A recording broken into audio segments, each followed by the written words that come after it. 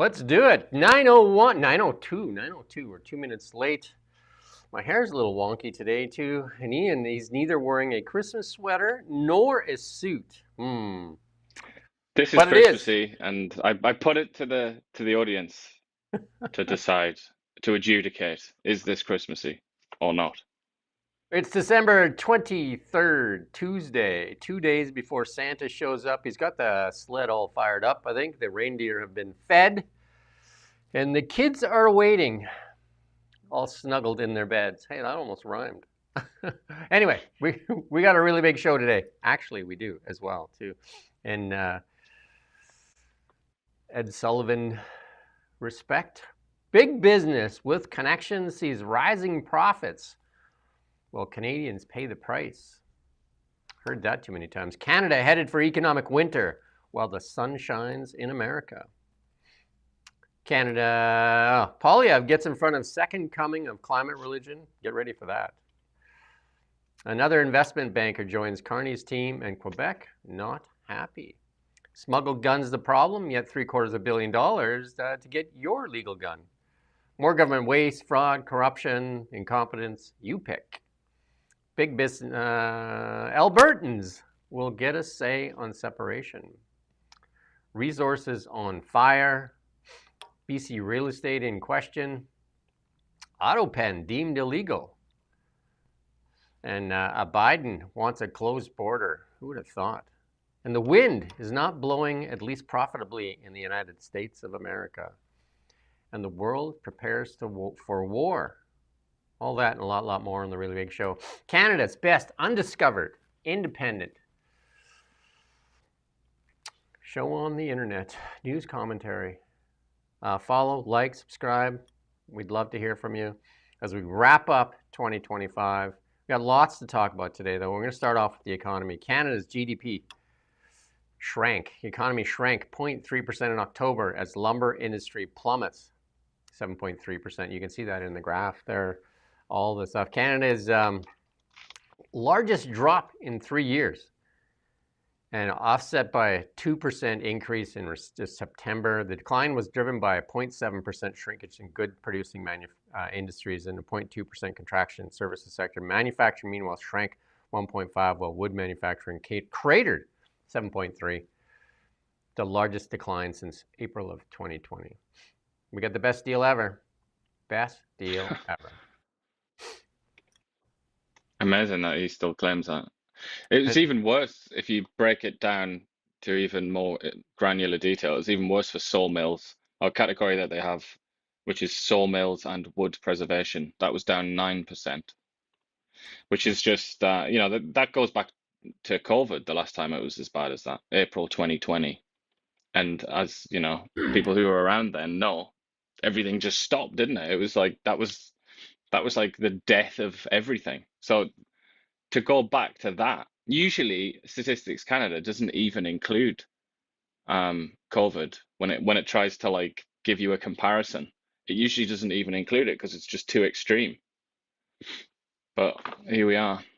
I That's the just kind of times we're interviewed. in, or at least for the lumber sector. That's how bad it is. I just interviewed the NDP forest minister as well, and also the mayor of Crofton, actually the mayor of North Cowichan, which Crofton is a part of, and the closed pulp mill there. And like I said, when the Liberals were touting last month's unemployment numbers, that didn't seem to make a lot of sense, and they were touting them very loudly. I said, that will not age well. And here you go. Here comes the chickens come home to roost. There's an economic winter in Canada. There's no doubt about it. And investment is fleeing. And our industries, our manufacturing industries are suffering. And, they're touting all the gains in part-time jobs, which are typically in, services industry. That's not how you build a strong economy. Certainly not in Canada. That's not the history of the Canadian economy at all. It's very much about resources and manufacturing as well. In terms of like what actually drives the economy, it's a bit different in some European economies, for example, but that's not the Canadian way. I mean, and also the only reason that we avoided a technical recession, and it's included here somewhere, I think, in the StatsCan report, the only reason that was avoided was because of defense expenditure. So buying military stuff, which is quite exceptional. That's not exactly a sign Government of a spend, sort of healthy economy. That was a bit government. of a sort of generational one-off. Spend. And then also that's 11 out of 20 industrial sectors that fell. And that's the worst monthly performance since 2021. And again, the touting last month, you can pull up all the tweets. You can go back to our show when they were touting the numbers, like how they're building a strong economy. And, like Melanie Jolie up there pointing and saying, look what we added for jobs. And I don't know. They just Good look. times for public administration and finance and insurance, though. They're seeing tiny little amounts of growth. But really, that's not really growth, is it? That's stagnation anyway. And the other, Doesn't represent growth. and then the banks were talking of maybe a bank rate, a rate hike the next time the Fed or the Bank of Canada meets, because the economy is showing strength. Now they've basically thrown all those talks of a hike out the window. I mean, our economy needs stimulus. It needs stimulus, and it needs a trade deal, and we get none of that. But also, here's something for you. Canada recorded $18.37 billion budget deficit for the first 7 months of 2025 and 26 fiscal years. Government expenditures grew faster than revenues. And that's from the finance ministry. That's not the image, but yeah, that represents a 26.6% increase as compared to the year prior. So they're spending money at a bigger clip, and some of that likely have to do with military spending. But like, government spending does not build a strong economy. With not really that much confidence in this all coming good and growth. We would need American style growth to get ourselves out of this. Does anybody see that on the horizon? Does anybody see like Capital 4+% GDP growth? Capital continues to flee. And then speaking of that, like I said, an economic winter. I interviewed that economist a while back, talking about economic winter coming to Canada. That's got to be a few months ago now. And I mean, the leading indicators lead us to believe that's going to happen. And then again, in the United States, the leading indicators indicate that they're heading into sunshine, into a strong summer. And here's some breaking news. US GDP just destroyed expectations. We're going to play the clip here, surging 4.3% in Q3. Second time around the block delayed. Third quarter numbers, we're looking for 3.3. Zoom, zoom, zoom. 4.3%. 4.3%. That is a nice jump. And I know many may question day the gathering, but on the surface, this would be the strongest quarter going back to the third quarter of 2023 when it was 4.7. This is strong. 3.5 on consumption blows away the 2.7 we were expecting. That will be the best since the last quarter of 24. On the price index, here's some not good news. 3.8% on the price index. That's much higher than 2.7 we were looking for. There you go, a tale of two nations, one heading into an economic boom and the other one heading into an economic winter. And again, if we're just honest and really look at what we're trying to do, as opposed to continue to try and gaslight on every little stat, we may be better off. We got to convince capital to stay in Canada. We got to figure out a way. And the person to ask that question, and Rosemary Barton did not ask that question. And it seems like the question you and I would be almost the first question. Why is capital fleeing Canada, Mr. Carney? You had him right there. Why is capital fleeing Canada? And you know the answer, because you fled with Brookfield's capital. You fled. And your investments are in the United States. Why? That's the question Canadians need answered. He also knows he could also give you quite a good an accurate and objective assessment as a trained economist. He could tell you why it's happening, because it's a time of global economic uncertainty, and during economic uncertainty, capital flees to the US. He could explain that, but obviously he wouldn't do that, would he? Because it would make him sound weak. It would make Canada seem weak, and he's trying to pretend that Canada's some kind of alternative to the United States or something like that. But here it is, But yeah. the interesting thing about this US data, just to add, exports considerably up 7.4%, and imports down. I mean, it's like this is like It's only 3 months, so it's a tiny little glimpse. It's not like can't really extrapolate all that much from it. But this is basically the dream quarter from a Trump perspective, isn't it? This You is could put a everything that he wanted. yeah. Again, Rosemary Barton scores one of the few long interviews that Canadian media's had. That might be the only one that I can think of. That like a long form interview. And the question on everybody's mind is our economy. Why wasn't that question asked? Like, why is capital fleeing Canada? And you know the answer because you fled. you with your own money and the company that you controlled fled Canada. Seems like the Yeah. question that should be asked. And the BC Ferries question not asked. All these questions not asked. A lot of identity politics and a lot of like other stuff that just doesn't matter. It was a pretty soft interview. Indeed, yeah. I mean, the BC Ferries thing, that has just trickled away, hasn't it? That's just forgotten about, even though it's kind of like indirectly in the news from an American perspective, because Trump's announced all of this golden fleet of new battleships. Part of the justification for that and the kind of supporting evidence is 60% or something. I think it's 60%, about 2/3 of all orders for new ships went to China. I think this year or last year, anyway, recently.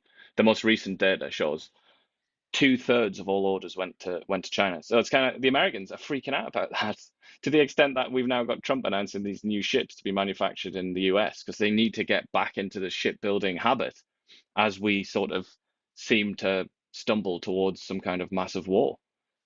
But in that context, it makes it all the more obscene that Canadian taxpayers, the federal government, basically put the money up for an order directly from the Chinese Communist Party.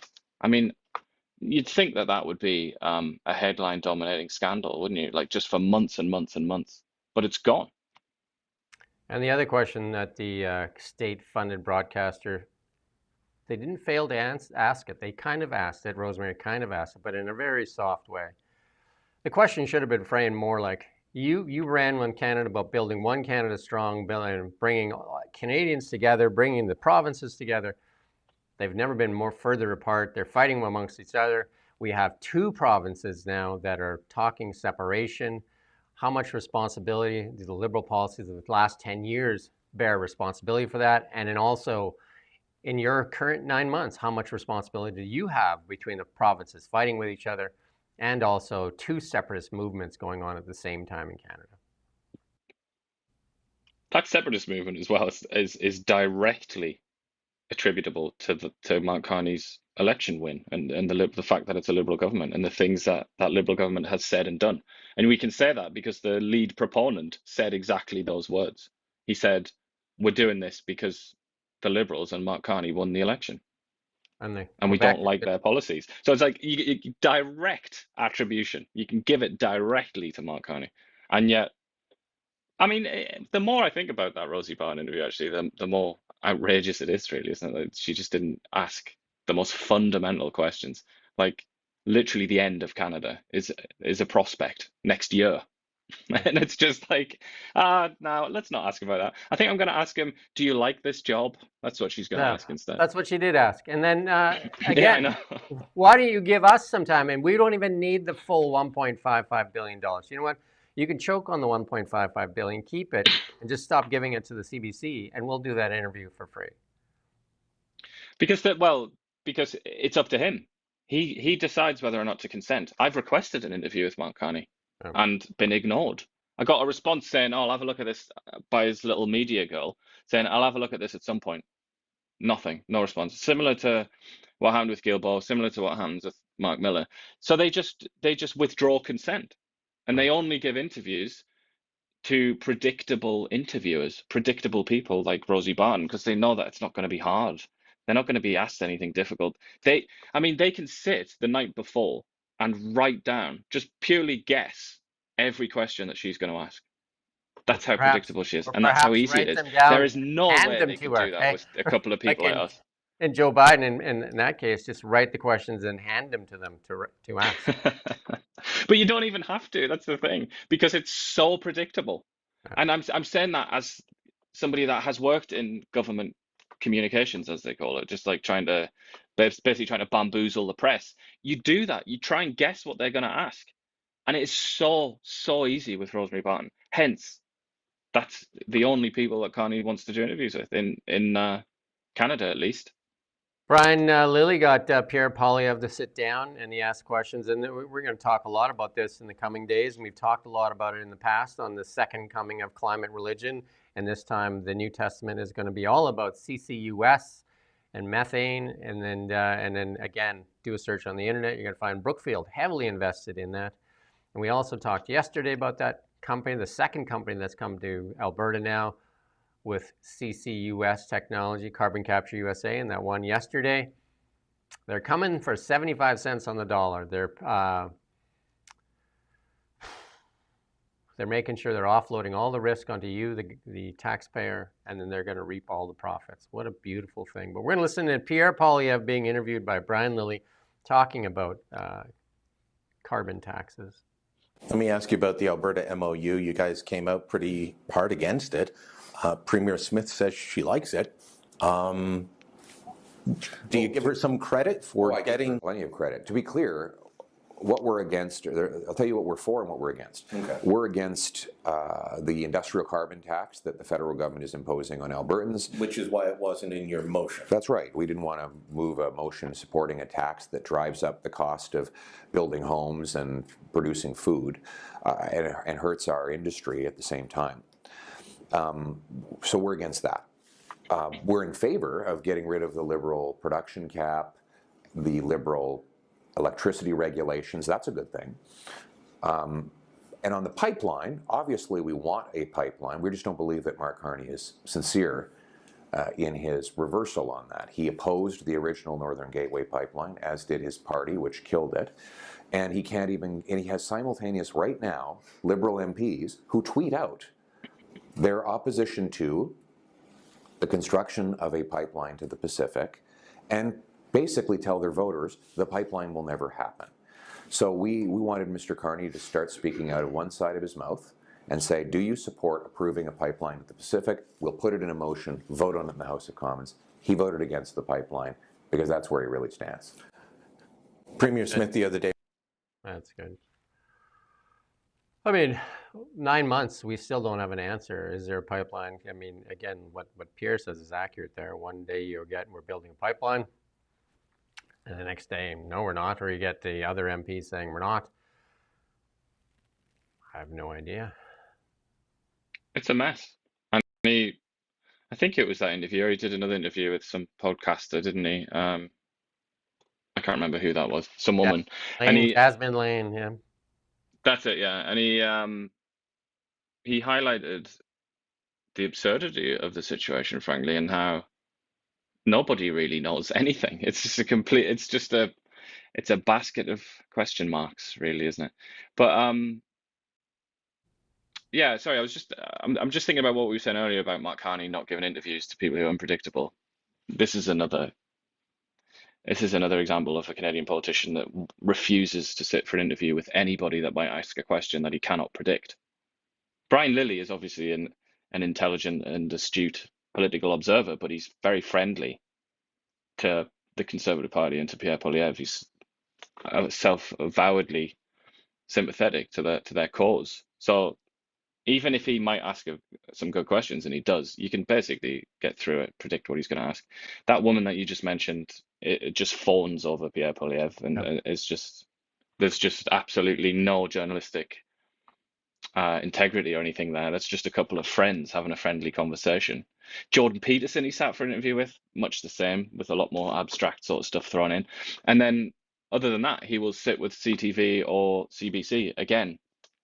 He finds it probably even easier than Mark Carney to predict what their questions will be. It's just all going to be about the turmoil in the Conservative Party. Easy peasy. But he never sits for an interview where he might be asked a question that he hasn't prepared for. And that is, I don't know, man. Like, if you think that's democracy, then good for you. But I just don't think that's a functional, healthy democracy, really, is it? Yeah, I've talked to some of the people in the political world there, and they said that he and you are dangerous because you're unpredictable, because you're more like libertarians. You don't really have a political affiliation, although a lot of people in here that would like to brand us differently. But here's another But that's the point. thing. I mean, I can tell you that. I can tell you that from the other side. It's true. It is. It is true. Why would you sit like if you're a cynical little and very you're a cynical, power hungry kind of guy, and you don't want to risk anything ever. You just want to play it as safe as possible and just skirt through, get into power or stay into power. Why would you sit and give an interview to somebody who you've got no idea what they're going to ask you, and they might humiliate you. They might make you look like a complete fool. Why would you risk it? Unless you had a genuine commitment to democracy in a free society and scrutiny of people with power. Obviously, these people that we're discussing don't have that genuine commitment. Mark Carney made another appointment and comes from his circles, investment banking world, and that's Mark Wiseman will be Canada's next ambassador, and he'll be working on the trade deal. One argument could be made, it's finally, they're putting qualified people in there, Tim Hodgson. There's another investment banker, and then now this investment banker. And this food professor puts out, this guy loathes the supply management and dairy thing, and sending him to Washington to represent Canada on supply management. And the food professor, with a little bit of sarcasm there, says, turns out there is a Santa Claus in Canada. You can put up that next slide there.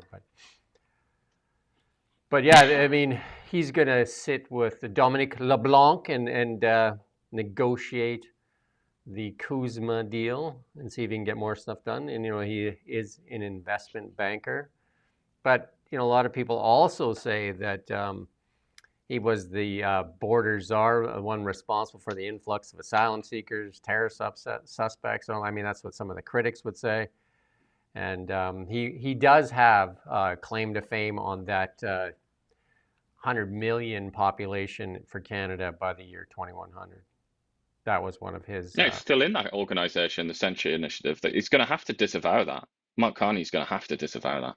Obviously, it's an extraordinarily controversial group, but CTV, and it needs to be explicitly disavowed and condemned and repudiated. I think if Mark Carney has any hope of getting that monkey off his back, but it's also this guy is he's a BlackRock guy, isn't he? He was in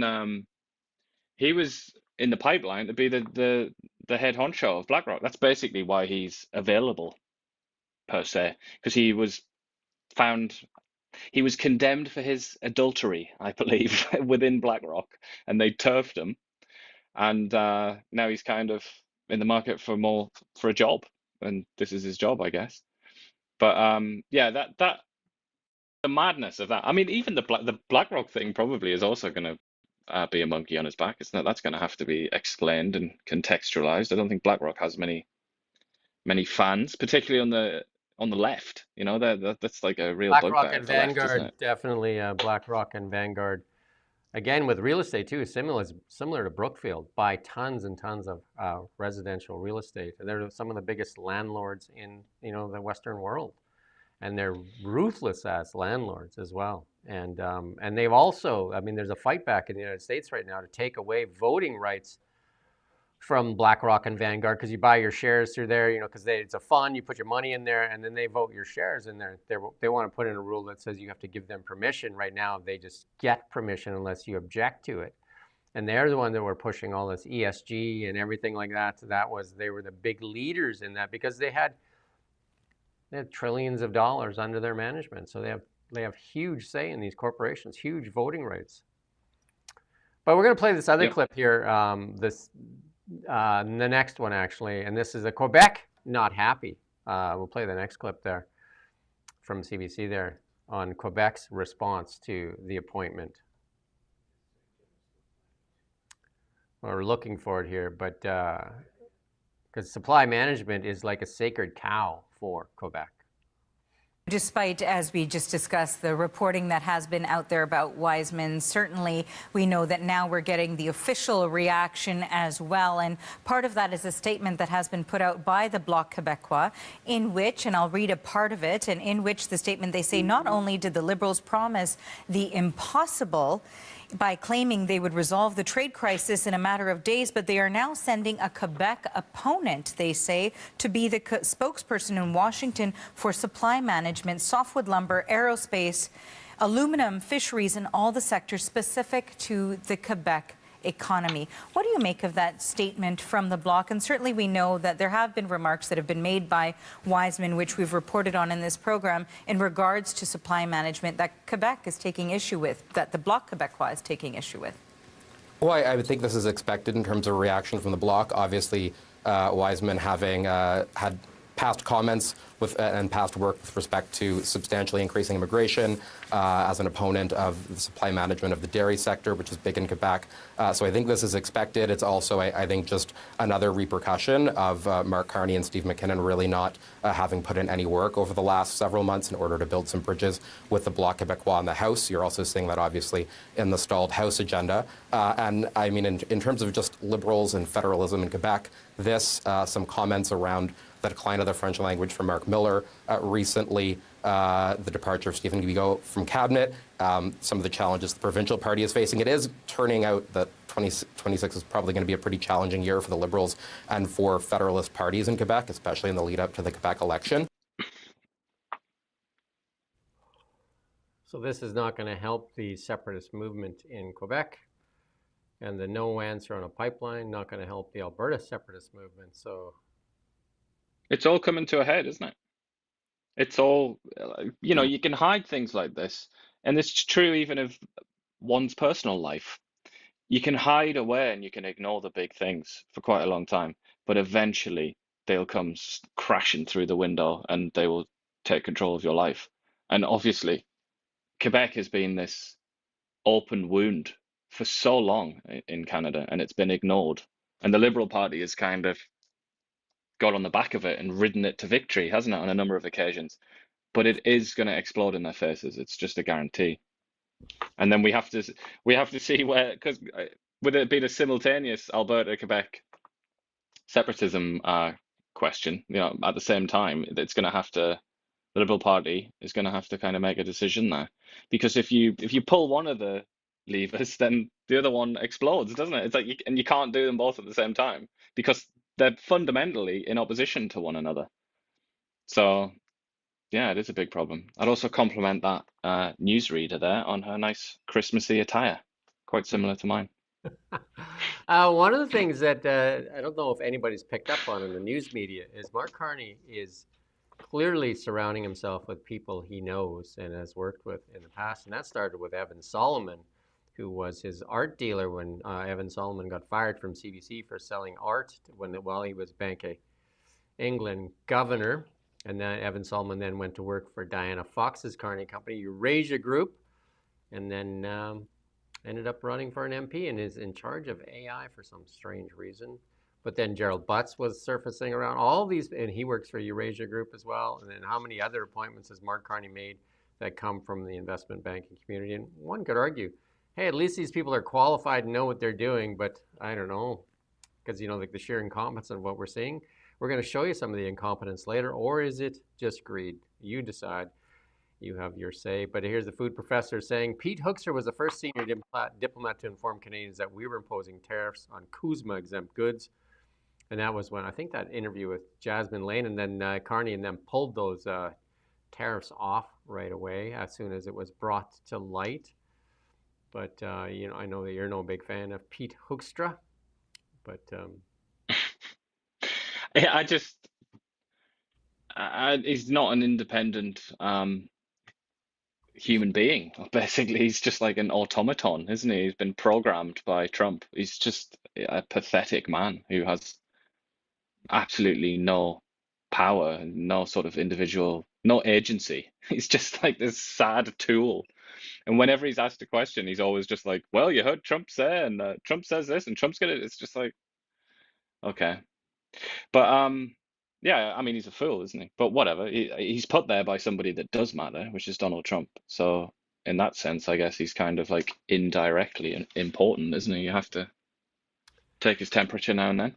And this is an important story, and this is from Hollywood on Blacklocks. And I've interviewed the MLA here in West Kelowna, a former RCMP officer, talking about, like the smuggling of guns and drugs through our seaports, and then being shipped on our trains, and then like even through Canada Post. And 1% of our sea cans inspected. Meanwhile, the government has come up with a scheme. It's a gun buyback program where we're going to spend $750 million buying back guns. And they've spent $50 million so far and have acquired 0 guns so far. Alberta says they're not participating. Saskatchewan's not participating. I think the territory said no thanks. And yet, why wouldn't they spend the money on where it's coming from? And this one, an arsenal of illegal guns is being smuggled across the border from the United States, and you've said that many times. Most of it's coming from there. And that's from a Canadian Border Services Agency audit. We always get all this answer when we do audits, right? They're just like, oops. The reports that criminals are attempting to bypass controls by shipping plastic firearms through the mail. 3D printed guns. As general technology evolves and becomes more readily available, ghost guns are being added to an arsenal of illegal weapons that are trafficked across the border, often in smaller parts to foil our efforts, wrote auditors. They attributed the quote to an April 29th, 2024 email. The reason we get a lot of this stuff late is because FOIs take forever to do, and they just drag them out, and they're so slow to provide this information. Yeah. Custom officers assigned to checking international mail work at regional Canadian Post sorting plants in Vancouver, Toronto, Montreal.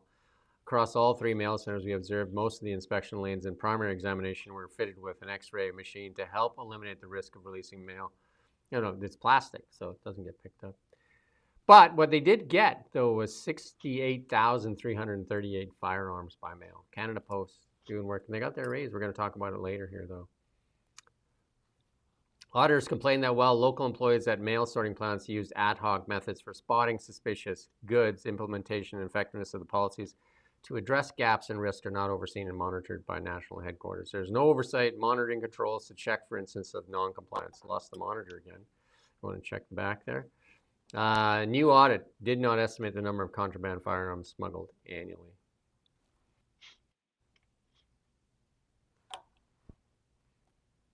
Still no monitor, but anyway, there it's back. But we spend our energy and our time. $750 million is slated to be spent on buying back your guns, not the ones that are actually doing most of the crime.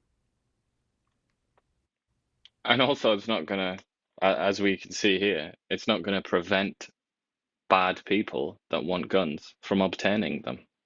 They're still going to be able to get them just as easy, just as easy as they do now. It just means that, like, Uncle Bob might be deprived of his hunting rifle that he bought a few years ago that's now been prescribed.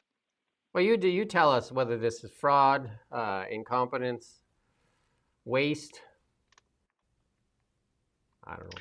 I think it's political signaling, isn't it? And as often is the case, I think it all goes back to Quebec. In this case, it goes back to the murder at that university, the mass murder at that university, and that the victims' families are now like a very important lobbying group, aren't they, in Quebec? And Quebec, obviously, as is the case with most other things, is the outlier, and it is very, very hostile to gun ownership, basically, isn't it? And that's what they vote for. The Liberal Party is completely in hock to the opinions and the desires of the people of Montreal. Therefore, this, even though the guy who's charged with implementing it, Gary Ananda-Sangari, the minister, even though he knows and has acknowledged on tape that it's not going to work and it's a waste of time. I mean, he even acknowledged on that recording Quebec, didn't he? Yeah. I'd forgotten about that, but I mean, you don't even have to take my word for it. Take his word for it. He said it himself. This is being done for Quebec. I mean, that's what it's all about. It's just like that is the magic key code to trying to understand Canadian politics, really, isn't it? It's just like something happens, you scratch your head, you're like, what the hell? The answer is Quebec. Almost 100% of the time, the answer is just Quebec. Here's some more, you guess. Fraud, waste, incompetence, abuse. The Business Development Bank of Canada faces courtroom allegations that approved a loan over political considerations. Imagine that. Isn't that what Doug Ford did when he was handing out all those awards from King Charles there? Bank lawyers lost a bid to strike the counterclaim by a borough in the Supreme Court of Newfoundland and Labrador. A pleading is embarrassing, not if it is so in the ordinary sense, but grounded in procedural fairness and clarity, wrote the justice. The question is whether the pleading is so unclear, confusing, and deficient it makes it impossible and unfair for the bank to respond properly. I do not find this is so. Records show the bank sought repayment of a $250,000 loan for construction of a rural wood pellet plant. The Borough Lewis Lumber Group said it hectored into opening the sawmill after 2003 fire destroyed Canada Bay Lumber, the only industrial employer in Roddickton, Newfoundland, population 928. The Lewis Lumber Group alleges the Bank of Canada and Governor to prepare a business plan, pay for the business plan, prepared a financing package, despite Lewis expressing concern about the lack of expertise with the pellet plants and ignored potential weaknesses in the plan because they were under pressure to solve economic issues in the Northern Peninsula. More generally, they say the bank did not properly advise and inform them about getting into an enterprise they should not have gotten into. So the loan was made because it was politically needed. Who would have thought, right? I mean, nobody should be surprised, but nonetheless, something should be done, really, shouldn't there, about this kind of thing. Or at least these institutions, so-called institutions, should stop pretending that they operate in any kind of neutral way, or that they're operating at arm's length from politicians. Obviously, they're not, are they? Well, I can remember the same thing with the BDC when COVID struck, and we were at the time, we were doing the work for Memorial Cup, we were doing the work for our World Juniors curling thing, and all that stuff, and you know, like I think the NHL and the NBA that same day said they're shutting down. And then our phones didn't stop ringing that cancel this, cancel that, and we can't pay. Cancel, cancel, cancel. And, you know, we were burning. Like we had a big burn. And obviously, you know, like how are you going to make payroll? How, you know, like if people say they can't pay you and there's no revenue coming in, but you still have a payroll. And then Justin Trudeau said he gave all this money to BDC. I think it was like $4.5 billion that he was going to give to small businesses in Canada. So I did the paperwork, got it all ready because I figured you better get first in line to see what it's all about. So as I was doing this paperwork, as we got near the end, I said, do I have to personally guarantee this loan? And they said, absolutely. And I said, no thanks. You can basically destroy my business because I can't do anything about the decisions that you're making for my business. But I'm surely not going to put everything else I have at jeopardy because of everything else that's outside my control. And the special interest rate they were giving was not special at all. And that's why a lot of people are objecting to it now that they're having to pay it back because it wasn't laid out very well. BDC, not a fan. Anyway, a department, here's another one. Department ignored Hire a Vet Act. Imagine that. See, they get orders. Veteran Affairs, Jill McKnight's department in 10 years hired, wait for it, 36 medically released veterans, though it had a legal requirement to hire more. Records show fewer vets were hired by the Department of Veteran Affairs than the Fisheries Department or Canada Revenue Agency.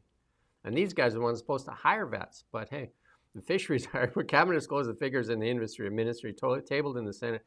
Data were requested by Senator Percy Dow, who questioned compliance with the 2015 Hire a Veteran bill.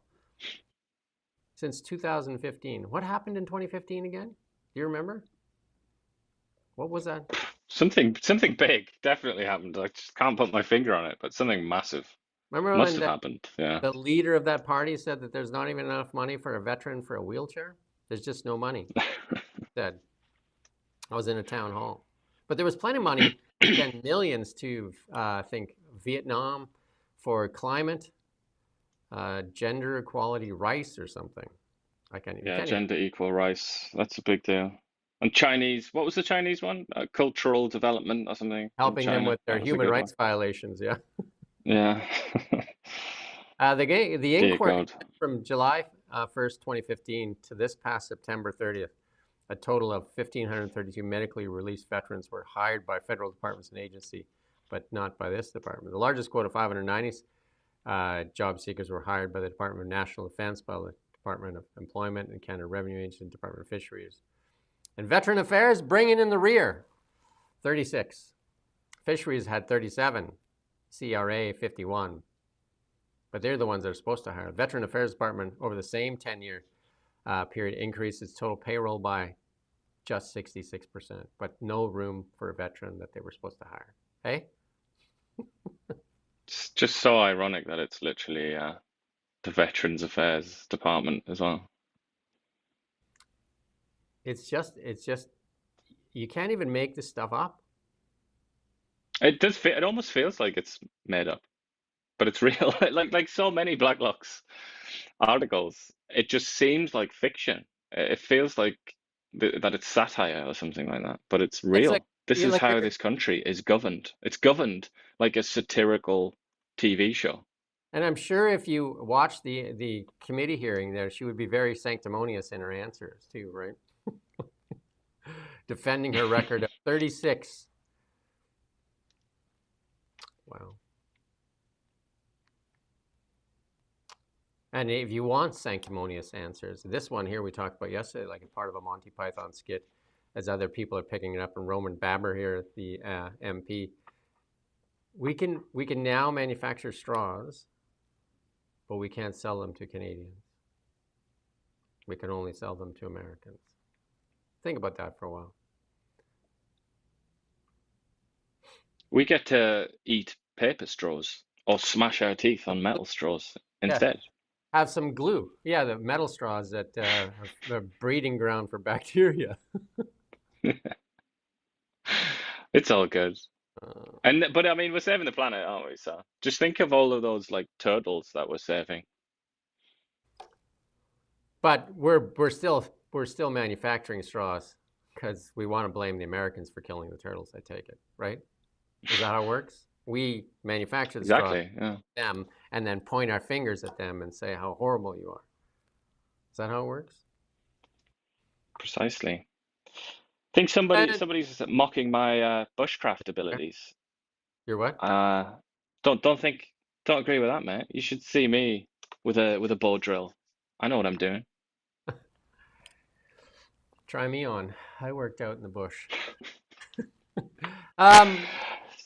The agency, another one, like these agencies are just like, hey, we can beat yours. Like, let's throw down. The Public Health Agency admits it wasted more than $170 million buying and storing now expired medical kits marked for landfill. MPs have questioned why no executive has been fired for ongoing mismanagement of inventory, first uncovered 5 years ago. The agency counted 63,998,450 expired items, including masks, gloves, respirators, face shields, medical gowns, and other goods. Wasn't Anita Nan the procurement officer? Not only that, but she was hailed as some kind of savant, like the Isaac Newton of our times, because of how excellent she was. But alas, that turns out to have been a load of bollocks. In response to the COVID-19 pandemic, the agency procured over 4 billion units of medical countermeasures to support the needs of provinces and territory. Over 2 billion units were deployed. The National Emergency Strategic Stockpile continues to actively, the monitor's gone again, divest of the remaining surplus assets, most of it going into the landfill. Tremendous failure. A tremendous failure. Yeah.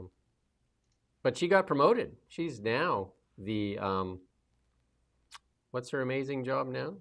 It's back. It's just stress on that connection, right? We'll fix it after the show. She's Foreign Affairs Minister, so she is in charge of, she's supposed to be, in effect, the chief diplomat of the Canadian government. And on her first day in that job, she said something extraordinarily ignorant and stupid about Israel and Palestine. So it gives you an idea of her diplomacy skills. MP Lawrence asked, how many individuals have been held accountable? Has any individual at public health realized any repercussions due to this tremendous failure? You know what is happening to all these agencies right now in Ottawa? bonus time. We covered that story just recently. Oh yeah. 90 to 100% of people get bonuses at the federal government in these agencies. So instead of fired, likely got a bonus. Some of the departments, like the Canada Infrastructure Bank, the average bonus was $85,000. How are you doing as a Canadian with your bonus this year? I'm sure it's yeah. Mark Miller, you put this one here, I believe. Nobody criminalizing the Bible. You can read it all you want. You just shouldn't be able to use a specific passage, whether it's in the Quran, Bible, Torah, or other, as a defense for committing a hate crime. The context of that is when he, he was in a committee hearing before he was promoted to this ministry, but he was in a committee hearing and he announced this idea of his that he didn't reference anything in the Quran. He referenced Leviticus, I think, Romans, so the letter, St. Paul's letter, and what was the other one? I think it was Deuteronomy. So 2 books from the Pentateuch, or the Old Testament, and 1 letter from St. Paul.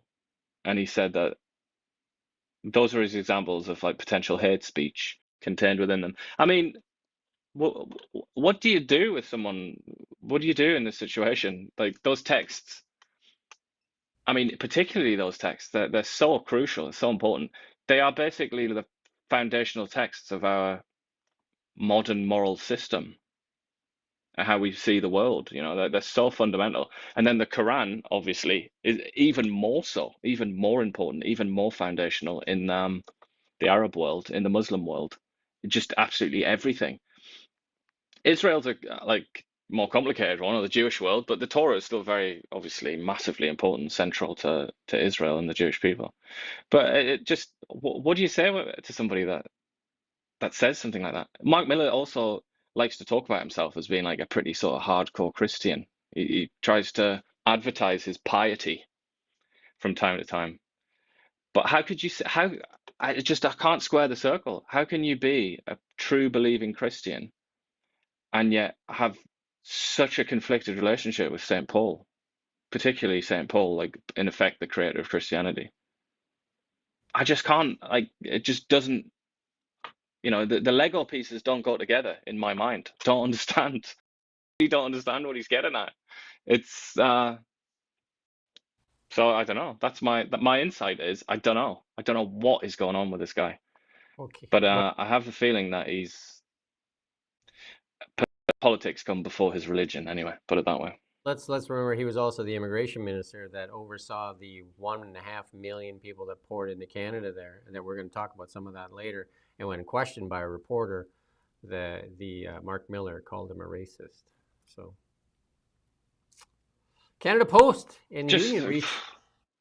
Canada Post and the Union. I can't get my head around it.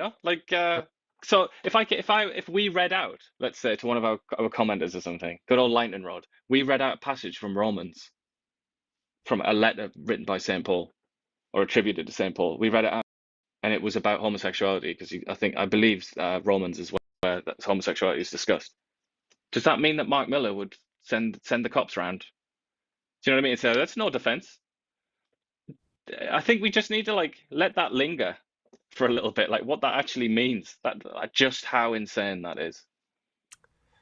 Well, the post office that is now leading the delivery in 3D printed guns has got its deal, though. Canada Post and Union reached that tentative agreement, and they're supposed to vote in early 2026. And they did this just before they're asking for another loan. Cabinet had just last January approved a $1 billion loan, and all those funds were spent just like it was a Christmas party. Now they want another $500 million, right? Why not, eh? Why not? But the agreement is supposedly going to be a compounded 9.7% a 2-year pay increase for its largest union. It comes ahead of that emergency loan. So, basically 5% a year. Close enough anyway. One of their primary demands was for fully funded transgender or gender reassignment surgeries. I can't see anything mentioned about that having been I'm not kidding here. I'm not being cheeky. That was like one of their top demands. So maybe they didn't get that in the end.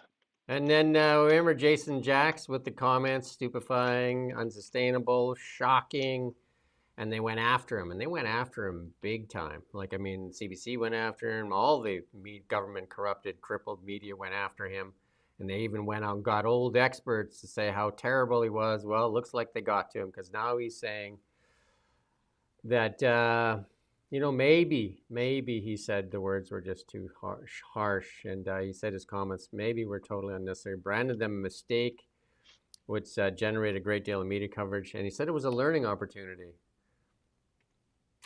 Yeah. I mean, this is like, I don't know. I mean, I don't know if the Liberals are thinking that this looks good and this like vindicates their hostility to the PBO. I don't know what the idea is here, basically, but I don't think it looks good. It looks like he's been strong-armed, yeah, which is basically what's happened. He's trying to keep his job. He wants to be the PBO, so he's completely repudiated his previous statements. And it's not like he just made it once. It's not like he just said it once. He said this and similar things numerous times. And also, to be fair, it's not like he started working there yesterday. He'd already been there for a decade, so it's not like he was new to the area. And because he's saying, well, maybe the PBO's job is not to be a watchdog, but rather just an objective observer. No, we want a watchdog. We're showing you all this stuff. We need a watchdog. We don't need somebody that is just bowing to the political pressure, and they know how to do it. That's what they did to media in Canada. The other watchdog in Canada, other than the PBO, is Canadian media. And look what they've done to the media in Canada. They basically crippled them. Yeah. They've taken away their access to generate revenues, and then they have them at the begging bowl, begging government half the salaries of most media outlets now in Canada, almost half, is paid for by the Liberal government. I say Liberals because the other government, other party was going to defund it. And then 100% of the salaries are paid for the CBC, the state-funded broadcaster that just got a $150 million raise, and they immediately rewarded their executive team with raises. That's what they do. There's the two watchdogs, the PBO and the media, both compromised. Which leaves the opposition shouting in a void a lot of the time, really, doesn't it? Like, nobody reports on what they say, nobody takes up their positions. But that's also why the opposition, the Conservative Party, was so eager to feast on Jason Jacks when he said this, on his statements, and they've used it so much. And I think it's really upset the Liberals. I mean, it obviously has very much upset the Liberals, hasn't it? But that's the thing. That's how desperate they are for any kind of opposition, any kind of watchdog. But sorry, just to go briefly back to Canada Post, I can report now. I'm reading the PDF here of the agreement. I can report that gender affirmation care will be covered up to $15,000 for a lifetime, with 80% reimbursed. So they did get some movement on the gender affirmation there. And they also got their massage claims up to a maximum of $500 a year. So they're doing all right. And I guess they need all that walking around they do to deliver the letters. So we've been talking about the immigration policies and the temporary foreign workers and who's benefiting from it and who's paying for the price for it. Fast food joints, and then, A&W, Tim Hortons. Then also the colleges. We had that one college, Conestoga, where that John Tibbetts, making over $600,000 a year, and basically 89% of his enrollment there was foreign students. And their surpluses went through the roof, and now they're laying off tons of people because they're curtailing some of these temporary foreign workers. And now they're screaming into the wind, and the government corrupted and crippled media helping them get their story out there. And here's another one. Another proponent of cheap labor is retail. So this we can put up the chart here. Actually, go back to that stock chart. This is Garage. They debuted. They went public just about a year ago now, and I was following. We talked about it a lot on the show, Garage, and that's I think two brands there, Dynamite and Garage, and went public. I think it IPO'd at $20, and you can look at it. It almost hit $95, and it's sitting up. I look at how much stock appreciation there is, and yet. Now they're threatening. They're threatening Quebec Premier François Legault and threatening to move the company's headquarters if they don't relax its restrictive immigration policies. Does this company look like it needs to get more cheap labor? Is this what this company looks like it needs? Should Canadians continue to pay for no access to healthcare? Should Canadians continue to pay higher rents and inflation and less access to things because of this out of control immigration policies where these corporations like this want cheap labor? That's what they want. They want cheap labor. And it was one of the best performing stocks in 2025. Look at the profit margins. They're huge on this thing. Yet they continue to want I have to say that labor. They already have cheap labor. Are we supposed to believe that they manufacture these clothes in Canada? Almost certainly it's Bangladesh, Vietnam, something like that. So they want to actually build their product, manufacture their product in a country with, you know, what's the average income in a place like Bangladesh? Like, God knows, under $1,000 probably a year. They want to manufacture it there, and then they want to have it handled and sold in Canada, also by foreign workers being paid nothing. So the only Canadian thing about it is the customer. So it's just everything is foreign and cheap as possible, but you buy it at Canadian prices with Canadian dollars, and then we go off and put that money in the Cayman Islands and Bob's your uncle kind of. It's just Monopoly Man has just gone too far. I think it desperately needs to be whipped into line. So the Premier, François Legault, attacked Luffy in a television interview, saying the businessman offers jobs paying $20,000 to $30,000 annual in retail stores and not interested in the future of French language in Montreal. They want cheap labor. I mean, there's a UN organization that said Canada is teetering or abusing. It's basically modern day slavery. Look at who wants it. They say they can't hire people. People don't want to do these jobs. Yeah, because of the pay. Look at what's happening with Tim Hortons and A&W and now clothing retailers. And they want to pay part-time jobs and all this stuff. They're making just money hand over fist. Look at the stock chart. Look at this. How much profit do they need? Why can't they pay their employees fairly so that young people want to work there? There's the high unemployment. Our youth is at near 20% in some areas of Canada. So it's not like they wouldn't take the job. Just pay, like, who can live on $20,000 a year? That's below minimum wage.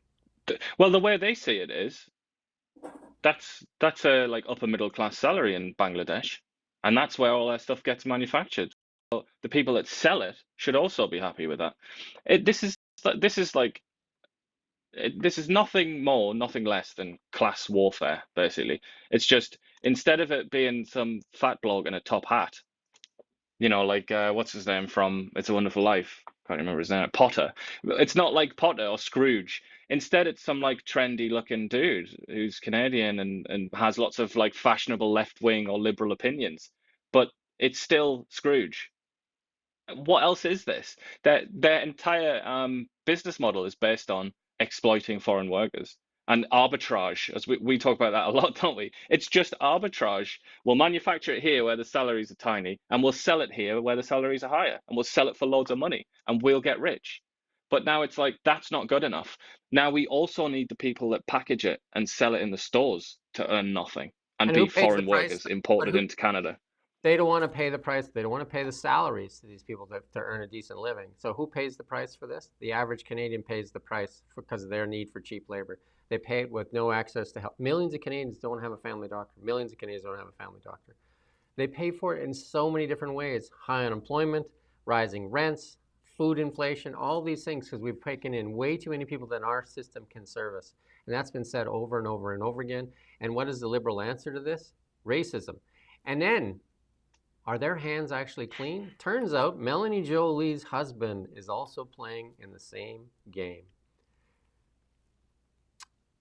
This is a really good piece from an independent journalist. Put it out there. You can go there and read this whole story. Melanie Jolie's brother, her brother, it works for in Telecom Dragonfly. They do it here in Kelowna.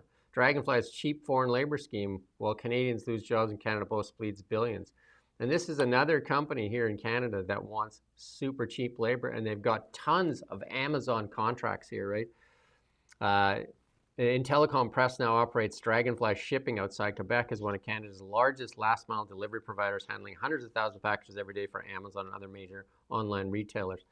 The company is led by Jean-Sébastien Joly, who serves as president and CEO. He's the brother of Melanie Joly, a senior Liberal cabinet. These connections go back decades. In 2001, Canada Post, a government-owned Crown Corporation, invested $1 million to acquire 50% stake in Telecom.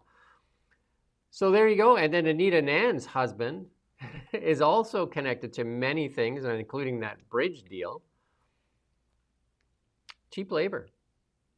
Canadians should be pushing back against this, pushing back hard on this. But also, it never looks good when family members of people in the government start, do well in business. It's just always going to cast shadows. Well, here's Michelle Rempel Gardner explaining it to who pays the price here in Canada for these companies that rake in billions of dollars of profit here.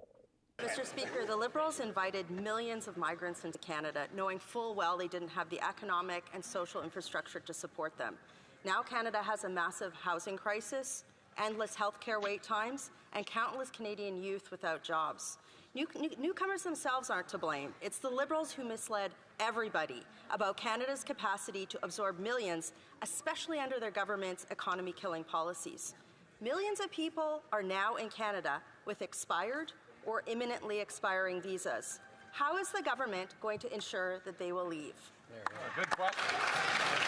The Honourable Minister of Immigration, Refugees and Citizenship. Thank you very much, Mr. Speaker. Thank you to my colleague for that great question. Today is a great day in the country. We introduced a very important bill that getting us to take steps to strengthen our immigration system and our integrity in the system while also upholding our humanitarian commitments. So as global migration patterns evolve due to conflicts and crisis, Canadians expect a resilient and responsive immigration system, and that is exactly what we are doing. Honourable Member for Calgary knows. Yeah, you can go watch this clown show. It seems odd that, they want, like they're doing they say all the big buzzwords, yet, they got people that are just making bank off of this. And there's, again, we say this over and over on the show, it should be a banner for this current, since 2015, policies that benefit the few at the expense of the many, because the many are paying the price. Our economy is in a tailspin, but there's been many people, same as climate change. Who's benefiting from the climate change policies? Stephen Guilbeault, give us the records. Show us the $200+ million didn't go into your companies. Show us. Brookfield Asset Management, show us how many billions of dollars have been invested into CCUS. Show us. Saving the planet ain't cheap, is it? As that American carbon capture firm said, the CEO said, we have to be rewarded for putting our neck out, guys. Come on, we're putting our neck out here to save the planet. You got to pay for that. And as the housing, they created this bubble too, the housing bubble, and then all of a sudden the bubble is popping, and now they're talking about, we should look at loosening those restrictions on foreign buyers, and that's from Gregor Robertson as the housing market starts to pop here. And that'll get a bunch, even the boomers will get mad at this one because most of their wealth is tied up in their home. Pierre, one of those interviews that he's given recently, he was talking about this a little bit as well, and he was saying that it's all just to do with taxes basically, and that's why the housing markets of Vancouver and Toronto are starting to suffer. I mean, that is way oversimplified. I would just say, like, there are so many reasons that this is happening. One of which is that the population is starting to decline, isn't it? After years of extraordinary growth in the migrant population, it's now starting to decline a bit. So demand is lower. But it's so much more It's so much more complicated, but it's also something that people wanted, isn't it? I thought people wanted this for so long. They wanted the prices to come down, particularly in Toronto and Vancouver, which are two completely insane housing markets that are just completely, disconnected from reality. Team Canada, or so they tout. Team Canada, let's build one Canada strong. I've never seen it so divided. Here we have now the Alberta moves a step closer to independence as the independence referendum as the question is approved.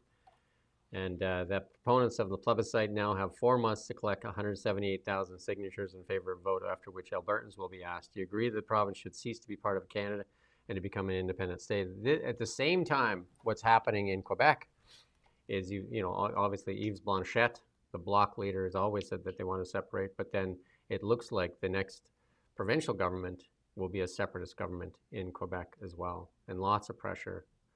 And that way, Canada being torn apart, BC and Alberta at each other's throats. BC blocking Canada, never mind blocking Alberta, blocking Canada from economic prosperity. And the same goes for Scott Moe went around BC, David Eby. We have provinces fighting with each other. They promised to get rid of all the provincial trade barriers. None of that's done, really. A couple of small things, but I mean, everything's still there. Doug Ford is always performative, dancing around, dumping bottles of Crown Royal down the drain. Caused a lot of the pain for Canadians. The auto sector, they was self-inflicted there with the EV mandate. They still haven't let go of the EV mandate. And again, what's the answer to that? That's your answer. Why don't they let go of the EV mandate? The answer is Quebec. Just like that. Sounding like Alex Trebek there. Answer. Quebec. Quebec. Tomorrow. But I just want to point out before we skip this picture here, look at the photograph that Global has used. Notice anything? They've tried to conflate this independence movement with Trump. Haven't they? They've put the 50-50 flag with the US. It's like, it's just an American campaign, guys. It's just you're being gaslit, even though there is obviously a very real and authentic desire among they do the same lots of people in Alberta to get out of Canada. It's been there for 50 years. Would Global do the same thing for Quebec when they were doing a separatist story on Quebec? With the French flag or something. But I must say, like, Carney's star has been shining bright, hasn't it, in 2025. 2026 looks like it's going to be merciless for Mark Carney. I wouldn't be too surprised if he actually fell, if his government fell and he had to resign as prime minister, because his weaknesses, his main weaknesses are Quebec, Alberta, and sort of natural resources in general, and like the human touch. Those are his three main weaknesses, because he hasn't got a human touch. He pisses everybody off and like comes across as arrogant, rubs people up the wrong way, like can't conduct a news conference. The Quebec thing is to do with because he's not left enough, he's not pro-environment enough, and the Alberta trouble is he's not pro-resources enough. But we're going into a year, next year, where Quebec might be screaming about separation, electing a separatist government. Alberta might have a referendum there to be voted on for them to leave. And that requires a great sort of mediator, doesn't it? To go around and be like very charismatic and charming and have that sort of, the human element to go around and promise people like a better vision of Canada. I don't think he's going to do well. I think he's going to get absolutely battered next year. And if the economy continues to stutter or even go into like full-blown recession territory, then his USP, the reason that he's there, is also gone, because he's there to make the economy good. That's what that's what he said he was going to do, and that's why people have voted for him. So he should be worried. I'm sure he won't be, because he doesn't seem like the kind of guy to worry about things like that. But I do think he should be very concerned about 2026.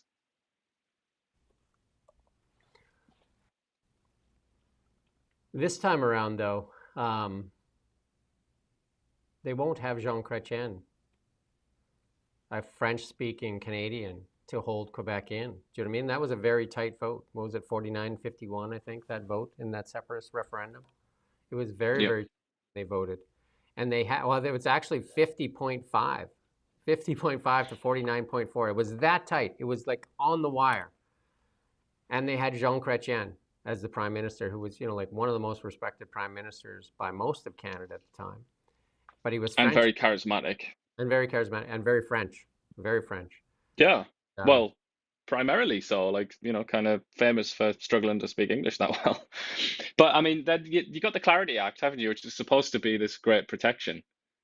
But that's theoretical, really, isn't it? Because if it was like 54% in favor of, or Alberta for that matter, in favor of separation, do you really think you could turn around and say, aha, the Clarity Act says no, it's not clear enough that you want to set, like, bollocks. They would go anyway. They wouldn't listen. Of course they wouldn't. They'd say, like, screw you. Like, a majority voted, this is a democracy, bye-bye, we're going to go now. See, so much of these laws and so much of the kind of political culture in this country is just theoretical. People just assume that it will work because it's like, no, the law says it's the Clarity Act. It's like, it needs to be tested in reality. That's when you find out what's really going to happen. That's when the truth will reveal itself. Yeah, and like I said, Jean Chrétien was a big part of the holding Canada together, a big part of it. I don't think Mark Carney has the same effect in Quebec. His French is bad, by the way. Like his French. Well, it's a weakness of his. It's arguably his biggest weakness. Yeah. So, yeah, I don't either. I don't see how you get out of this. How do you, he's the Liberal Party as well. They must be worried about it. Well, who else is probably worried about the media? Yeah, definitely. Because if there's Quebec goes, money. the whole status quo is smashed to pieces. Everything that they take for granted is smashed to pieces, and they have to start again, don't they? Guess who was named Canadian Press Newsmaker of the Year? Oh boy, you just take a guess. I'm not even going to say it. You can guess yourself. Sparky. I'm going to interview Chris Barber. Big Red will not be forfeited. So John Carpay from the Justice Center for Constitutional Freedoms will be on with me tomorrow, along with Chris Barber, the one of the leading figures in the Freedom Convoy. Gotta love that song. I don't know if they played that song while it was going on. Breaker 19, we got ourselves a convoy. Remember that? It's a good movie. I don't know if they played that song while they were in Ottawa, but they did a lot of honking of horns and the Ottawatanian. Were you down there angry because you live in Ottawa? I was disabled, wasn't I? That's when I had my appendix ripped out, Right. So I couldn't even move. Yeah. But I did I was in a car in a disabled fashion at one point and saw some of it, but I didn't like get out and in among it as I would have liked to have done. So one of the bright spots in Canada, gold, and gold rocking and again breaking records, and it was up huge this morning again, but I think it's come back a little bit. But I mean, gold at all-time highs. But one of the bigger stars, even bigger than gold, is the poor man's gold, silver, because gold is up like 70% this year, but silver up 140% this year. Platinum as well, even copper. I mean, look at the bounty. Canada has so many resources. Like this should be our golden age. This should be our second coming.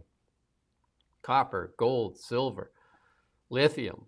Like I could go on. Uranium, potash, like on and on and on. I was like mindset controller. It's like a slow moving, not even a train wreck. It's just a grinding halt. Like where's all these deals? And I when I interviewed Brenda Bailey, the finance minister for the NDP, I said, look at the example, a Canadian company up in Alaska. The Americans said it when it was critical minerals. The Americans said, you got a problem with the road? We'll build the road for you, 200-mile road. We'll start building the road today. So they're building them a road so they can get mining. The stock shot up, I think, 300%. And I said, will you do the same thing in British Columbia? And Brenda said, yes.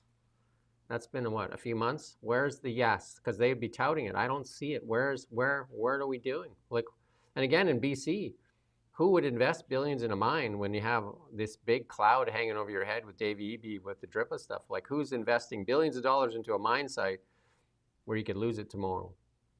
It's hard enough anyway. Even before that, it was hard enough in BC, wasn't it? And there was certain there were certain people like you, certain First Nations and things that you would have to make things right with, let's say, euphemistically. I mean, it was already like the premium was attached in a big way, wasn't it? But now it's like, yeah, the uncertainty In Canada, is obviously scaring people off. Canada has 0 gold resources or gold reserves, and that was sold last but off around that same time. And again, somebody will say, well, it was sold off most of it before, but most of the central banks thought gold was an antiquated asset. But around 2015, 2016, they all changed their mind and started acquiring gold. Canada, not so much. Tiff Macklin. Our biggest reserve currency reserve is USD, and I thought the Americans were the devil. It's hard to keep up. Like, I don't know, like how you, what logic you use here. Not not only that, but Mark Carney has said, hasn't he, like the era of the United States dominating the world and all that stuff. He's really trying to talk down the US, and yet on the other hand, that's a gigantic expression of faith in the power and the prosperity of the United States, isn't it? That we just hold on to their currency because they're such a successful country. They're so powerful and they're so rich that we want their money, their currency, and we store it like gold. I mean, that's one hell of an endorsement, really, isn't it? Here's a better one, and you make sense of it. Just listen carefully, though, what I say. A lot of Canadian bonds are sold in U.S. currency. Yeah. Listen to what I just said, though, right? Canadian bonds are sold in U.S. currency. Why? Can't sell them in Canadian currency? Why are you selling them in U.S. currency? Because, you know, as our Canadian dollar goes down, that debt goes up. Not only is it the interest rate there, if our currency goes down against the Americans, the debt goes up as well because it's payable in U.S. currency. You can't even make this But stuff. very flattering, though, of the United States, all in all, isn't it? I mean, it's Mark Carney and Tiff Macklin have again and again shown how much confidence they have in the United States. Did you hear that joke he made with Rosemary Barton, and she just let him go with it too? Well, how does Donald Trump think of you? Well, he told me I'm a very smart man, and I like that. I like that. And then he did that smirk thing, just like, oh my God, is that what Canadians need to take home to the bank? Is that how you're gonna put that on your kitchen table here? Anyway, copper. But also that the infamous Bloomberg interview, or infamous to me anyway, where he implied, very strongly implied, that Donald Trump doesn't understand economics, like the most basic rules of economics. And the same sort of smirk, the same like, it's kind of like, well, if he doesn't understand it, he's sure running rings around you, and you're supposed to be a wizard of economics. So what does that make Mark Carney? Yeah, copper are doing extremely well as well. Copper, like again, it should be a boom here in Canada. It should be a literal boom. Like, we should be just like, everything should be running, exploration drills. Like, there should be like so much activity. Our junior resource market has been almost dead for the last 15 years. I mean, literally dead. Like, we started, some of the seniors and mid-tier gold companies are starting to wake up. But I mean, they've been in hiatus forever. It's been a bearish economic winter for our resource sector for a long time. At a time when there's never been greater demand, and where countries have never been so afraid about losing access to resources. They're so desperate to have secure access to resources, like particularly things like copper. So it's like, it's an empty net, isn't it, as well? It's like, it's not like it's even hard to sell it. Like, to the extent that countries are literally sending their prime ministers here to beg, to say, please let us buy your resources. Like, please take my money. And we're just like, I don't know if I want your money. Energy is everything, and cheap energy, cheap, abundant, secure energy is the most important thing. And we're going to be an energy superpower. Again, 9 months in, I see no indications of that. Let's move on to BC News, though. Live from the Now Media Newsroom. And I mean, not just the land, the Indigenous group in northern BC has also attempted to take Aboriginal title over the airspace of Crown Land, expelling a local helicopter company and BC government forestry officials.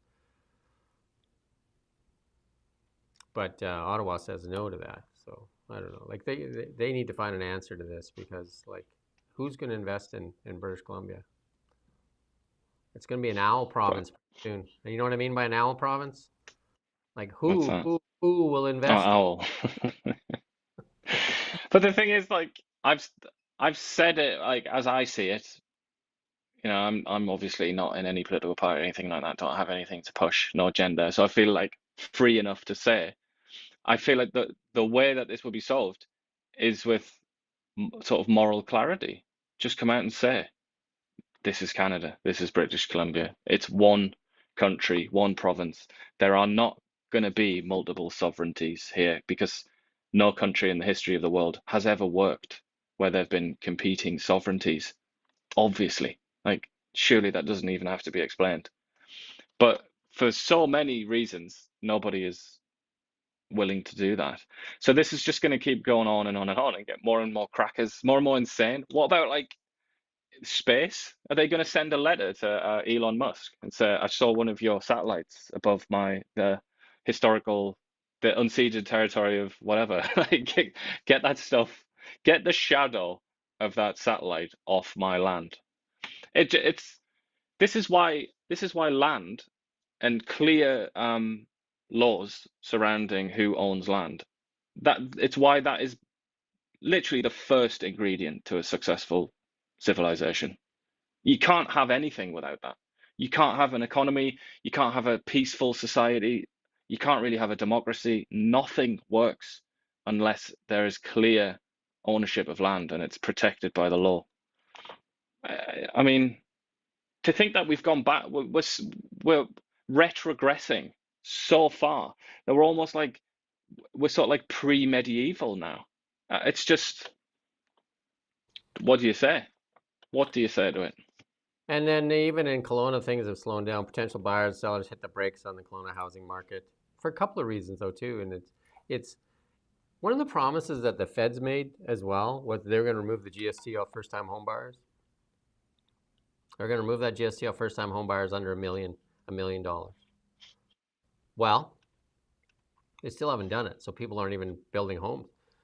They're still waiting. But how did the CBC get its raise right away? How was that? That was one of the promises. This is one of the promises in the budget to get that GST savings off of $1 million homes. That was supposed to be one of the promises. 9 months later, nada. CBC, I don't even think the ink was dry on the contract. They got their money and they gave themselves a raise with that cash money. How did they get front-of-line access? It's a good question Canadians should ask themselves.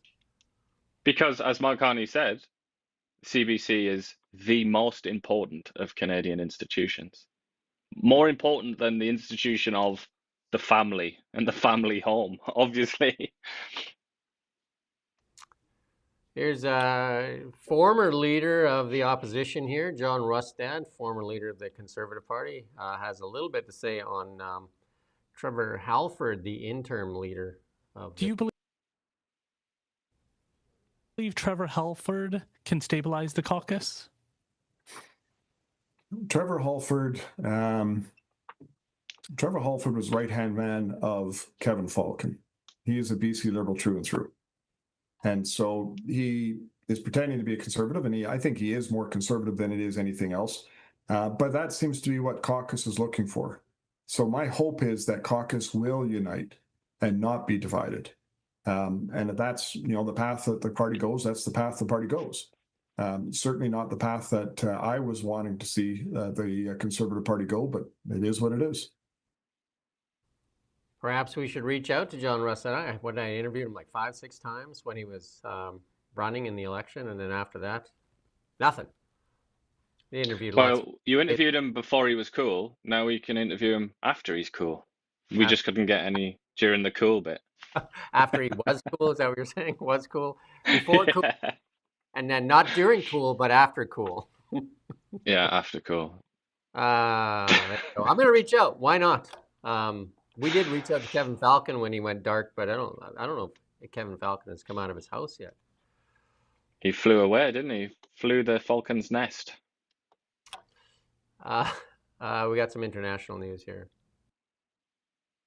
Live from the Now Media Newsroom. We got quite a bit here in the international stuff, but it'll go pretty quick though. This is big. This is big. Donald Trump putting out a Truth Social saying that the auto pen stuff is illegal. So that would include Fauci's pardon and a whole bunch of other things. I don't know what kind of uproar will come out of it, but there's a lot of. I mean, does he have the power to just like annul laws? I don't know if he even can do that, but interesting. I think they said they found some documents that prove that you can't use the auto pen. Like there's some administrative steps that were missed. Like you can't just use the auto pen all the time. You have to have like a letter from the president saying you can use the auto pen. Do you know what I mean? You just can't go to the counter and just like, well, let's fire this thing up, see what we can get out of it. You know that you go to the fair and you just put a quarter in and you rub your hands together and you make a wish. Because remember that last few days, the pardons were coming out like fast and furious, including for our friend. This one was the best pardon of all. Hunter Biden, he got pardoned for all past, present, and future. I don't know if he got for future, but all past and present and anything he might do in the future. Like it was one of those blanket pardons for anything he may have done. Not even just like, hey, for this crime, pardon. It was just like anything you may find later, he's pardoned for it. Gold plated. That's the platinum pardon, isn't it, that one? And lo and behold, here's Hunter Biden coming out with one of, if he was president, one of his policies. Listen to this. They're going to blow your mind. A vibrant immigration, but we don't want immigrants that are coming here illegally, draining us of resources, and also and being prioritized above people that are actual literal heroes that are coming home, or that are still recovering from 20 years of endless war. That's good. That's just look at the framing of the shot. You remember this guy suffering. Got his book there. His book, right? I was thinking like there's a gun as well. He got done for for having guns that he shouldn't have had, didn't he? Can you see the submachine gun there? And then he was a crackhead and addicted to booze. He's like, he looks like he's in a CD bar. But look at even there's a couple of bottles right there on the table too. And then he's talking about. Yeah, although isn't he teetotal now? Maybe it's water. I don't know, but he's also talking about closed borders, like one of the biggest failures of the Bible. Well, maybe it was all the crack. Now he's off the crack. He can see things clearly. And you got to remember, him and Evan Solomon ran in the same circles. They were both art dealers. Definitely, famous art dealers. Yeah, famous art dealers. Amazing. But this is funny though, and this is kind of Gavin Newsom has done not this specific issue, but he's tried to make some sort of concessions to the center, hasn't he, on things like free speech. Yeah. So the Democrats recognize that they were thoroughly battered in the last election and that they just lost. They lost so many arguments about the fundamentals, including immigration, more than anything else. So I feel like it's all part of the kind of like crawling slowly back to the center to try and win the next election, isn't it? Well, Hunter obviously can't sell his art now, so he's got to hawk a book now because he's like how does he stay relevant? How does he buy the crack? Yeah. Anyway, poor Hunter. You weren't allowed to criticize him either because obviously he had an addiction issue. Well, that was the New York Post article that was censored. I mean, that was undoubtedly a kind of conspiracy of election interference, wasn't it? I mean, that's the very steady ground that Trump has to stand on. When he talks about how the election was stolen. That was undoubtedly like an anti-Trump operation, wasn't it? It was literally a conspiracy of people coming together. Like the emails were released from Twitter, weren't they, where they were like talking about banning the links and everything.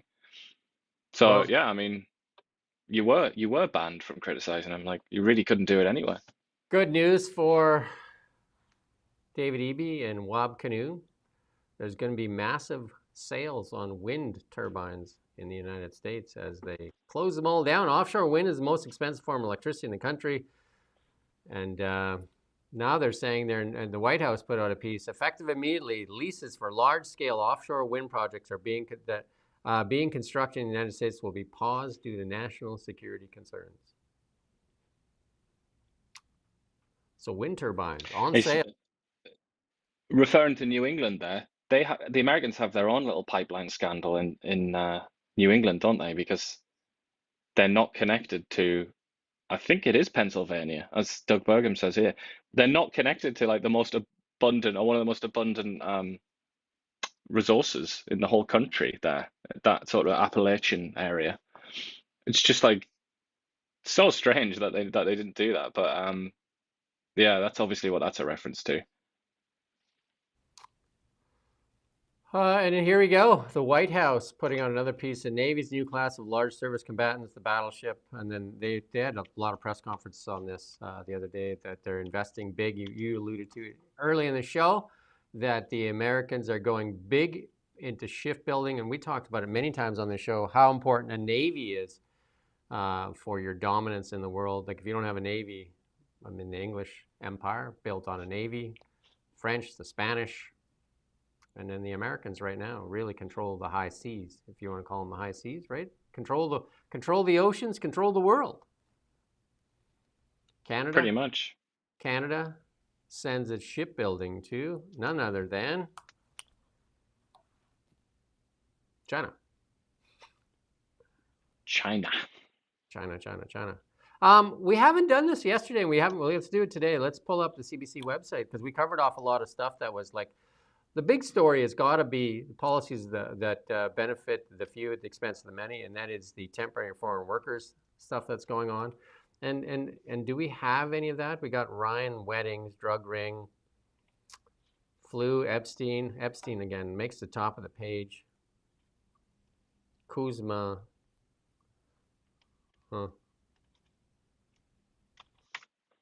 Nope. Russian. Yeah, no. There you go. Obviously, Ryan Wedding, we have that. Hey, obviously not a problem at the CBC. All the policies that benefit the few. Nothing about Melanie Jolie's brother. Nothing about Garage. Did you not see that really? I mean, sometimes we're not fair, are we, to CBC? You missed this story here right at the top. What do kids actually write to Santa about? Oh, there you go. So they are doing the important stuff. Covering it up. Again, if only they had a bigger budget. If only they had more than $1.55 billion. They could have 5 Santa articles, you know? They could really do it all. They could do more than just push the PBO's office or the PMO's office propaganda. Cost per viewership. That's one thing going up in Canada. Cost per viewer for the CBC. Cost per viewer for the CBC. I guarantee I would bet a lot on that the cost per viewer of the CBC has been skyrocketing over the past 10 years. Trump administration, this is I didn't verify this one. It says that they're looking to do a pardon for Snowden, Edward Snowden, who's been hiding for a while there after he released all that stuff. And then there's lots of, even CBC had that piece on Jeffrey Epstein, and then a lot of even the left-leaning publications in the United States, MSNBC and that, now are saying Trump is exonerated from those things. There's nothing about Trump in the files. So why is he protecting? Now they want to know why. Who is he protecting? That's what they're after now. But they did release another batch. They get a lot of black pages. But, There is some stuff in there, isn't there? Like photographs and he's referenced in some letters. But I think they still haven't even got started.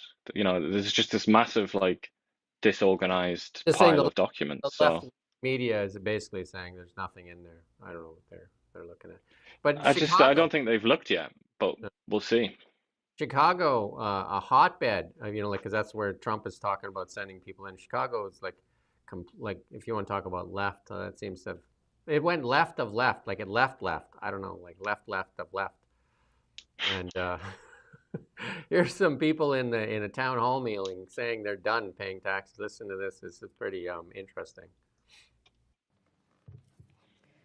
I guess $1 Million Tony couldn't make it today. She too busy loving her home she just got for $1 million, while we just received these high property tax bills. So we all here because of our property taxes. Some here, like Zoe and Miss Jessica, because y'all stealing black people property. So I just want to know, because we just came from the city council meeting. We're coming there, and the city is blaming the county, and now you just blaming Springfield. And then when you, all these people, when they go to these town hall meetings and you send your puppets, they lie and they blame the invisible white man. Somehow they are pushing us out of our community. They want our property. They want black people property. They never say who it is. They just say, you know who they are. But when I come up in here, I see all black faces. That's good. So they're asking Trump to come and fix the mess, but the Democrats are in trouble when these used to be bastions of Democrats are now asking for Republicans or Trump especially, to come and fix the mess. I mean, that is that is just the one woman, isn't it? Chicago's still massively deep blue, isn't it? I've seen a lot of it though. But here's your other friend, Keir Starmer. Backs down on that inheritance tax. I guess enough manure being flung his way. He's backed down on that. Just once again, as soon as this was floated, even as an idea before it was put in place, they were told that it was stupid and that it was never going to work. And it's just like the inevitability of the climb down. It doesn't make it any better when they finally do climb down, does it? It's a bit like the carbon tax in Canada. It's like you complain about something for so long, you tell them even before it's implemented, you say, no, this is stupid, this isn't going to work. And then you still have to fight so hard to get a concession. But I don't know, the farmers seem happy, so good for them. Starlink, Doug Ford canceled the Starlink contract so people in Ontario and northern parts of Ontario can go without, or they can order their own, I guess. But Starlink is now connecting more than 9 million active customers in 155 countries, the largest global communications company in the world, and set to go public here in June of 2026. Wow. As if 2026 wasn't already going to be huge. Now we got that. As Trump would say, it's huge. It's bigger than it's ever been. It's the biggest thing ever. Some say the biggest year ever.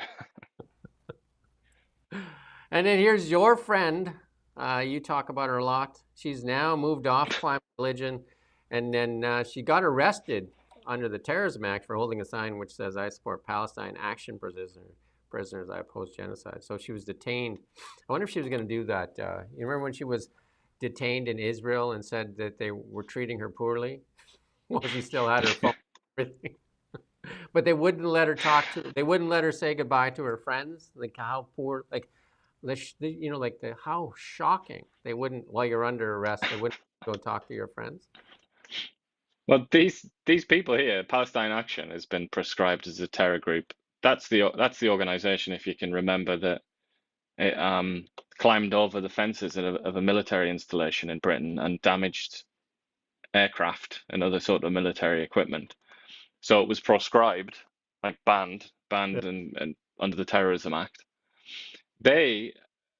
Some people arrested from Palestine Action have been on a hunger strike, and they've been complaining. And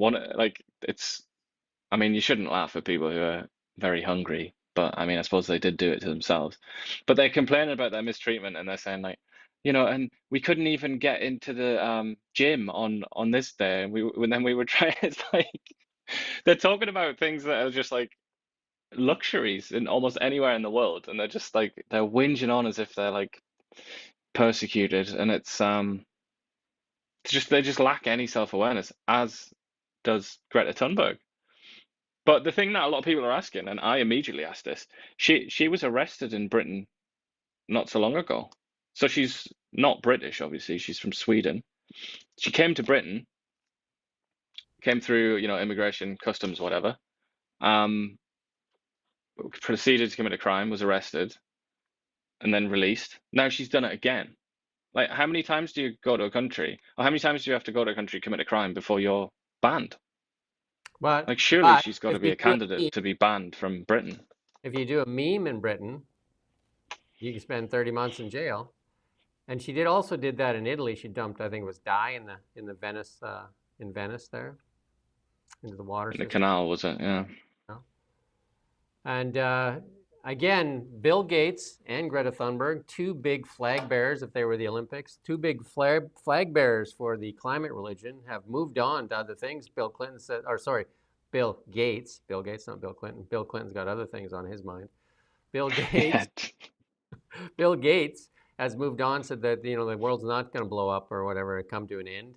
And Greta has moved on from, she's found a way better fundraiser than the climate activism. Like, I mean, this is way more lucrative, I imagine, in getting funds. And yeah. So she's also even gone and deleted her tweets where she said the world is going to end in 5 years and stuff like that. She's deleted those. That's like, because it's already been 5 years. So she's deleted those ones. Like, I was just kidding, guys. And now she's all about this. And obviously you wouldn't really care, would you, about some ethnic squabble thousands of miles away from your home if you thought the world was going to end in a few years. You just wouldn't care. It wouldn't be one of your priorities. You might think it was sad or something like that, but you wouldn't have time to spare. All your time would be devoted to, smashing up diesel cars and things like that. Like, you would be doing everything you could to stop emissions if that's what you believed. So obviously, like Bill Clinton, I think we can now say with a lot of confidence, I think, that she no longer believes the lies that she used to tell about how the world was going to end. So they got the two big flag bearers for their climate religion have retired from that activity. So that leaves Stephen Guilbeault. He's out of cabinet. He can put that red jumper back on, and he can jump to the front of the line there, and he can start rallying the, the ones that watch CBC on a daily basis and eat that pablum.